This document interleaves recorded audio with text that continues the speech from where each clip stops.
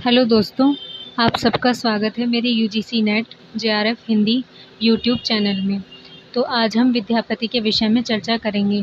विद्यापति की रचनाएं, जन्म स्थान, उनके गुरु, उनके राजाश्रित, वो किनके राज दरबार में आश्रित थे, उस सब पर और उनकी रचनाओं के बारे में और उनसे संबंधित प्रमुख कथनों के बारे में, तथ्यों के बारे में जानकारी प्राप्त करेंगे। तो हमारा आज का विषय है विद्यापति। चलिए शुरू करते हैं। विद्यापति का जन्म संवत 1417 और मृत्यु 1507 में हुई। ये पंडित हरि मिश्र के शिष्य थे और ये राजा कीर्ति सिंह और राजा शिव सिंह के राज्य आश्रित थे। इन विद्यापति ने 3 प्रकार की रचनाएं लिखी हैं। पहली है इनकी संस्कृत भाषा में, दूसरी है इनकी मैथिली भाषा में और तीसरी है अभट्ट भाषा में।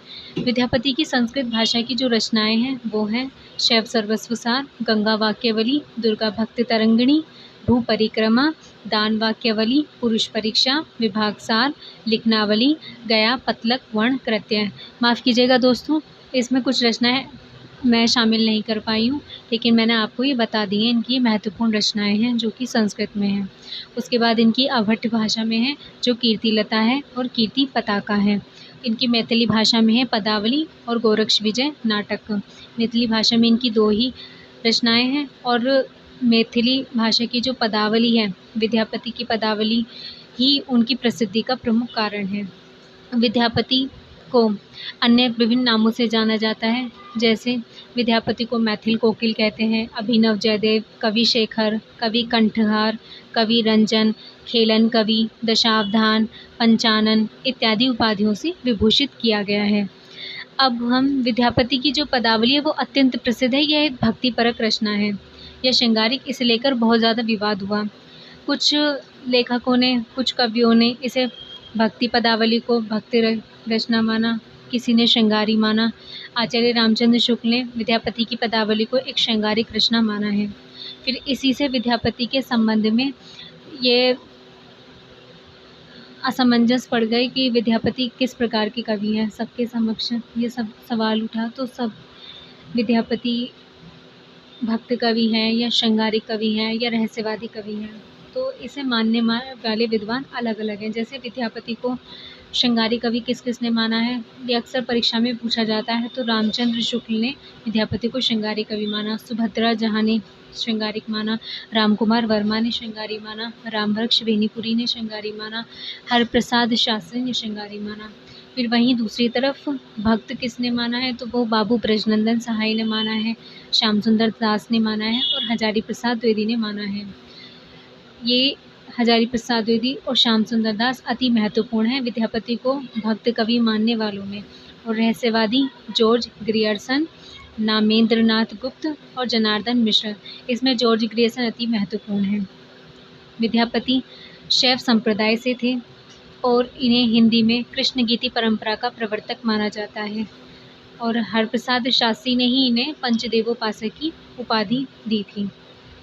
फिर विद्यापति के संबंध में विभिन्न विद्वानों की कथन हैं। जैसे आचार्य रामचंद्र शुक्ल ने कहा है विद्यापति के विषय में कि विद्यापति के पद अधिकतर श्रृंगार के हैं, जिनमें नायिका और नायक राधा कृष्ण हैं। विद्यापति को कृष्ण भक्तों की परंपरा में नहीं समझना चाहिए। ये रामचंद्र शुक्ल का जो कथन है विद्यापति के विषय में अति महत्वपूर्ण कथन है।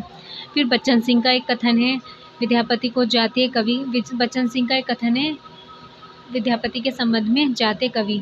बच्चन सिंह ने विद्यापति को जाते कवि कहा है। निराला ने पदावली को नागिन की लहर कहा है। हजारी प्रसाद द्विवेदी ने श्रृंगार रस के सिद्धवाग कवि कहा है विद्यापति को। और विद्यापति की पदावली का जो संपादन है वो रामवृक्ष बेनीपुरी ने किया है। और विद्यापति श्रृंगारी कवि हैं। ये मिथिला के राजा शिव सिंह के दरबारी कवि थे। विद्यापति ने नायक नायिकाओं के व्यय संधि, संत स्नात, नक्षिक सौंदर्य, प्रेम, यौवन, अभिसार, मिलन, विरह, रति, क्रीड़ा आदि का मार्मिक चित्रण किया है पदावली में। और उन्होंने नायक नायिका का एक सुंदरी चित्रण किया है। विद्यापति की पदावली अति महत्वपूर्ण है और विद्यापति की रचनाओं की महत्वपूर्ण पंक्ति हैं जो उनकी रचनाओं में अक्सर पूछी जाती हैं। जैसे विद्यापति की पदावली की महत्वपूर्ण पंक्ति है, खने खने नैन कौन अनुसरई, खने खने बसन धूलि तनु भरई। फिर इनकी दूसरी पंक्ति है विद्यापति की, सदा मुख के विहि निर्मल बाहा, अपरूप रूप मनोभव मंगल त्रिभुवन विजयी माला। तीसरी पंक्ति है, सरस बसंत समय मल पावली दक्षिण पवन, वह धीरे सपनुहु रूप वचन एक भाष्य मुख से दूरी करूं चीरे। ये विद्यापति की पदावली से ली गई कुछ पंक्तियां हैं जो अक्सर परीक्षाओं में पूछी जाती हैं। परीक्षा की दृष्टि से ये अति महत्वपूर्ण है। फिर वहीं दूसरी तरफ विद्यापति की कीर्तिलता, कीर्तिलता में जो पंक्तियां, अति महत्वपूर्ण पंक्तियां जो अक्सर परीक्षाओं में पूछी जाती हैं, वो भी हमें ध्यान देने चाहिए दोस्तों। देसिल बैना सब्जन मिठा, ये विद्यापति की अति महत्वपूर्ण पंक्ति है जो अक्सर परीक्षाओं में पूछी जाती है। फिर वहीं दूसरी पंक्ति है जो विद्यापति ने पदावली के लिए कहा था, विद्यापति ने कीर्तिलता के विषय में कहा था, पुरुष कहानी हो कहूँ जसु पथावे पुनु, जई सुरसा होसई मम भाषा, जो जो बुझी हिसो करही पंससा। और एक इनकी बहुत इम्पोर्टेंट पंक्ति है, वो है बालचंद विद्या बाहु भाषा, दुहु नहीं लग गई दुज्जन हासा। ये विद्यापति की अति महत्वपूर्ण पंक्तियाँ हैं। एक है, जन्म अवधि हम रूप तिरुपति भेल, माधव हम परिणाम निराशा। ये विद्यापति की पंक्ति है, माधव हे माधव हम तो परिणाम निराशा। विद्यापति आदिकाल के अति महत्वपूर्ण कवि हैं और इन्हीं से कृष्ण भक्ति परंपरा में नक्शे काव्य का वर्णन, श्रृंगारी प्रवृत्ति का जो वर्णन शुरू हुआ है वो विद्यापति से ही शुरू हुआ है। और विद्यापति के जन्म स्थान की अगर बात करें तो ये बिहार के दरभंगा जिले के विपसी नामक ग्राम के निवासी थे। विद्यापति की 3 महत्वपूर्ण रचनाएं हैं जो परीक्षा की दृष्टि से अति महत्वपूर्ण हैं। वो है पदावली जो कि मैथिली भाषा में है, और दूसरी कीर्तिलता और कीर्ति पताका, ये दोनों अभट्ट भाषा में हैं। आशा है दोस्तों आपको मेरा ये प्रयास अच्छा लगा होगा। ये मैंने बहुत छोटे से करके अपनी बात को आप तक पहुंचाने का प्रयास किया है। मैंने बहुत बड़ी वीडियो ना बना के इसको छोटे में ही समेटा है कि एक 3 मिनट की वीडियो में मैं उस विद्यापति से संबंधित जितनी भी महत्वपूर्ण पंक्तियां हैं, विभिन्न विद्वानों के मत हैं, किस विद्वान ने विद्यापति को क्या माना है। एक विद्यापति की मुझे याद आ गई पंक्ति, विद्यापति के संबंध में रामचंद्र शुक्ल ने कहा है कि आध्यात्मिक रंग के चश्मे बहुत सस्ते हो गए हैं। ये रामचंद्र शुक्ल ने विद्यापति के संबंध में कहा। रामचंद्र शुक्ल ने विद्यापति के संबंध में एक महत्वपूर्ण कथन है जो उन्होंने विद्यापति के संबंध में कहा है, आध्यात्मिक रंग के चश्मे आजकल बहुत सस्ते हो गए हैं, उन्हें चढ़ाकर जैसे कुछ लोगों ने गीत गोविंद को आध्यात्मिक संकेत बताया है, वैसे ही विद्यापति ने इन पदों को भी। ये रामचंद्र शुक्ल का बहुत महत्वपूर्ण कथन है जो विद्यापति के संबंध में जो अक्सर परीक्षाओं में पूछा जाता है।